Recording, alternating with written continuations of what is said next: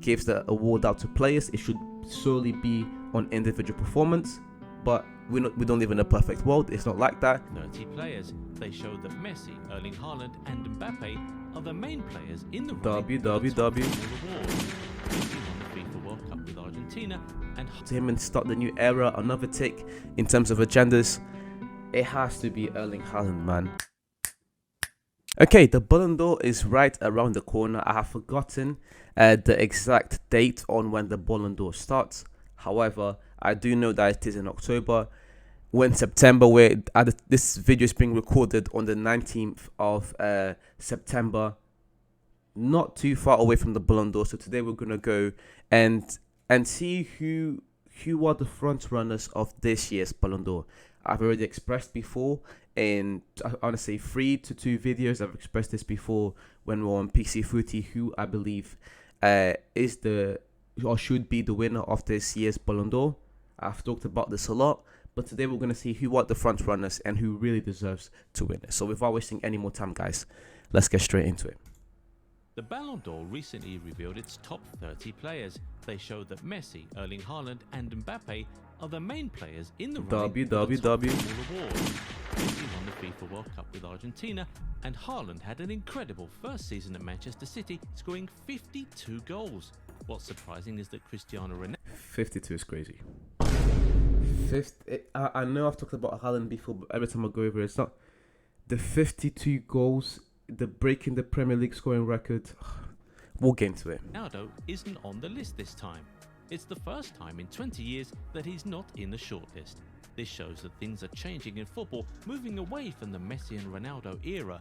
People are starting to talk about the new generation. Facts. It is the first time in my lifetime as a hardcore football fan that Ronaldo is not on this shortlist. To not, let alone not be in the top 3, let alone not be a top 10 player in the world, not be in the shortlist of the top 30, it is the first time. You know, since I've been a football fan, since I've been, watching football every single week, since I've been playing football pretty much every single day, it is the first time that Ronaldo is not on the shortlist. It is, it's crazy. Still trying to get used to it, but then, new faces, and that's what I think this video is going to touch upon. Football talent, with Haaland as a promising example of this change. What an incredible era it was when we had those two giants, Lionel Messi and Cristiano Ronaldo. Facts. They left an unforgettable mark on the sport. Messi wowed us with his amazing dribbling. It's going to be tough to match. It's going to be tough to match, let alone top what these two have done for the game. With Messi earning 7, 12 Ballon d'Ors. Guy. The competition between Messi and Ronaldo was a big deal and made football famous all around the world. Their rivalry turned matches between Barcelona and Real Madrid into global events, attracting fans. Just look at this picture, man. No, look at this little montage they made here. Famous all around the world. This was prime Barcelona versus Real Madrid. Look at this. This is like a whole decade of this. A whole decade of just Real Madrid against Barcelona, having the two best players in the world going at it every single year. Miss it. Miss it so much. Living rooms everywhere argued about who was the best player ever, bringing fans together. Also, the media talked about them a great deal both on and off the field, making football more popular in places where it wasn't as well known. But now the game wants to keep this popularity and grow even more. To do this, we need new players to become the stars and lead the way. The Mbappes, the Haalands, the Vinicius, is now in the United States, so it's time etc., to focus etc. on the new young players and create new rivalries to keep the excitement in the sport. The current Ballon d'Or represents a chance for this transition, especially if Erling Haaland wins it, signalling the start of a new. Especially, I like what he said here. Especially if Erling Haaland wins it.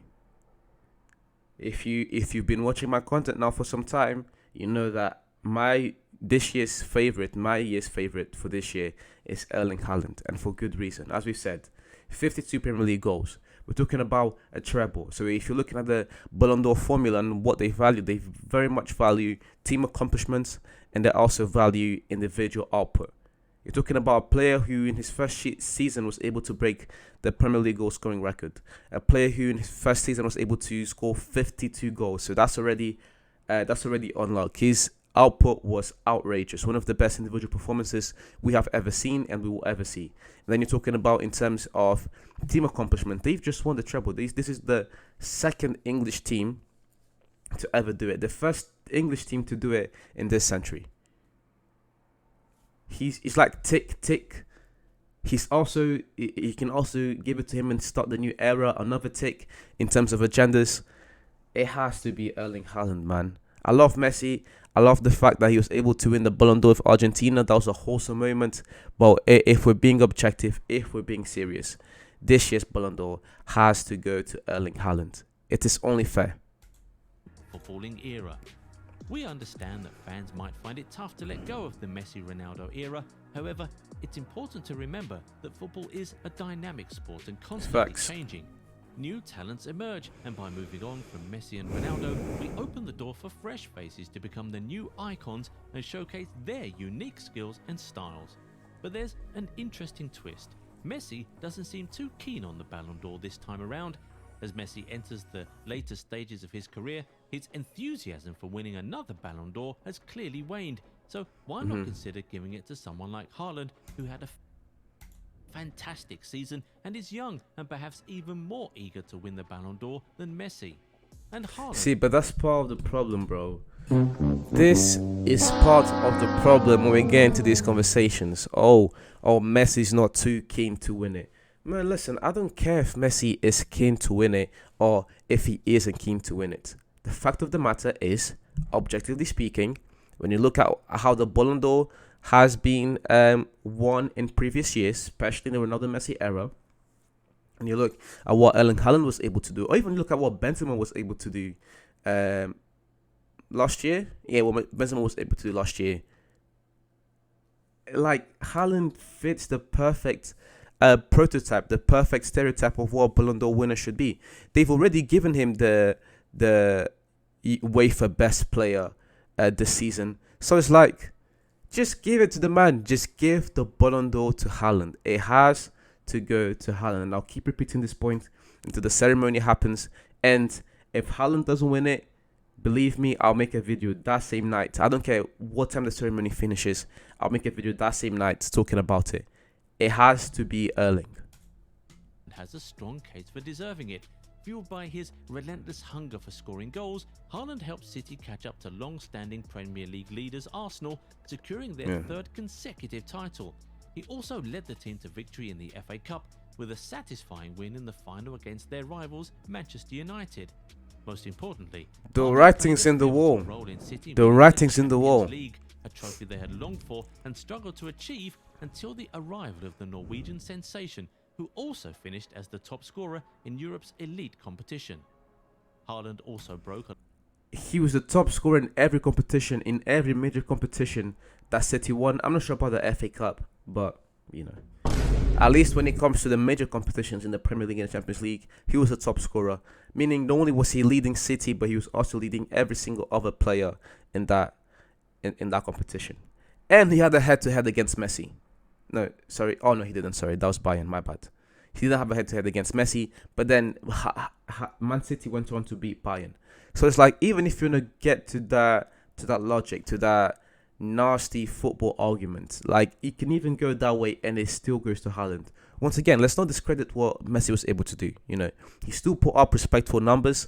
It is in the League on, however, so there's a little tax to it, but Messi still put up nice numbers. He was still one of the most creative players in Europe. The World Cup, of course, speaks for itself. But I think that if the World Cup's here, then you're talking about the treble being somewhere here, probably not as you know, as impressive as a World Cup, because it only happens every 4 years, so you only get a limited amount of chances of winning it. Whereas the treble, you can try and have a go at the treble every season. The World Cup only happens every 4 years. The World Cup is definitely impressive, but team accomplishments and individual performance, Haaland has on lock. A long-standing record held by Alan Shearer and Andy Cole for scoring the most goals in the Premier League season. The record had stood for 28 years. Haaland ended the season with 28 years is crazy. 28 years is crazy. In his first year as well, as a pretty much as a pup, getting used to this Pep Guardiola system, and he was like, you know what, have it, just have it. an impressive 36 goals in the Premier League, even though he only started 32 out of 35 matches. On average, he scored a goal every 77 minutes. Beast. What's interesting is that he missed Beast. games, so just think about what he could achieve this season now that he's comfortable and used to the pace of the league. Exactly. Some people might say Pace of the league, pace. He's used to the way Pep plays. He's used to his teammates. They've brought in reinforcements. They've brought in a better winger. But I don't want to talk about this season coming. I'm talking about last season and what he was able to do. So, again, I would say who should be going for. I'm going to stop repeating myself. that Messi won the World Cup, but it's important to remember that he had a strong Argentina team supporting him. On the other hand, Haaland doesn't have the same level of support when he plays for the Norwegian national. Okay, that's besides the point. If you talk, that's really besides the point, because you can make the same argument for Haaland and, you know, City winning the treble. The fact that Haaland had an amazing team, a team that had already won the Premier League twice in the last 2 years, a team that had already been to a Champions League final, a Champions League semi-final. So you can make the same argument for Haaland. This is part of the reason why I don't like the way the Ballon d'Or gives the award out to players. It should solely be on individual performance, but we don't live in a perfect world. It's not like that, and they factor in team performance. So the fact that Messi already had a good team, it's not his fault. The fact that Haaland had a good team, it's not his fault. The fact of the matter is they won trophies with those teams, so the team accomplishments are there. But then you look at their individual outputs, and both had very good individual outputs. I think Haaland's was just much better than Messi's this year, especially when you look at the degree of competition. You can talk about Norway, but no one's talking about what Haaland did with Norway as part of his Ballon d'Or case. They're always talking about what he was able to do with City. So this is kind of like a useless point. But anyways. Team. Another factor that deserves consideration is why Messi should not win this year. Last season, PSG faced elimination in the round of 16 of the Coupe de France. But yet, here again is a double-edged sword. So you're criticizing Messi for having a good team, but then you're also criticizing Messi. So you're criticizing Messi for having a good team and winning it with a good team, but then you're also criticizing Messi for winning with a PSG team that was bad, a PSG team that played bad, a PSG team that was outplayed. So you can't really have it both ways. You can't talk about his team in a good sense and also talk about his team in a negative sense. You need to be consistent with these takes. And this is part of the reason why, once again, looking at team accomplishments, looking at simply accolades isn't the way I like to rank football, or I like to debate and talk about football. Ambition to win the Champions League, which was the reason Messi was brought to Paris, also ended in disappointment. Yeah. PSG had an unexpected stumble in the group stage of the Champions League, setting up a challenging round of 16 clash with Bayern Munich. Messi had a and they got smoked. Smoked. Essentially marked the end of Messi's season, and his last few months at PSG were filled with frustration and disappointment. So, no matter what the Ballon d'Or result is, we should understand that football is entering a new phase after Messi and Ronaldo. This is a chance to build on what these two great players have done. Messi and Ronaldo's influence on football will always be remembered and loved by fans. Facts. Moving forward, let's... The greatest rivalry in any sport, any individual sport, any team sport, you bring it to me, the greatest rivalry. The fact that these two were at their primes at the same time, the fact that these two were playing for the two best teams, the two greatest clubs at the same time, playing in the same league. For 10 years, if one didn't win it, the other won it. For 10 years, it was 5 to Messi, 5 to Ronaldo. I don't care what you say to me, the greatest rivalry in sports history. Please appreciate their contributions even more, recognizing that they've had a big impact even outside of playing. In summary, while the Messi-Ronaldo era will always be special, it's time to welcome the new era of football. With new players, different playing styles, and a changing landscape, football keeps bringing us together. Jude. It promises an exciting The boy future with Jude. more memorable moments and new heroes. So let's be open to the next generation of football legends. If you enjoyed the video, give it a There'll be a video. I'll leave the link to Copper 90s. Sorry, not to Copper 90s. To 90 Football, I think, in the description below. Either way, I'll leave the link in the description if you're going to go and show them some love afterwards. Great video here. Thank you very much for watching until the end. Much appreciated. Please leave a like. Please comment. Please subscribe. Share. Do all those things to please help me grow this channel. And I'll see you guys soon.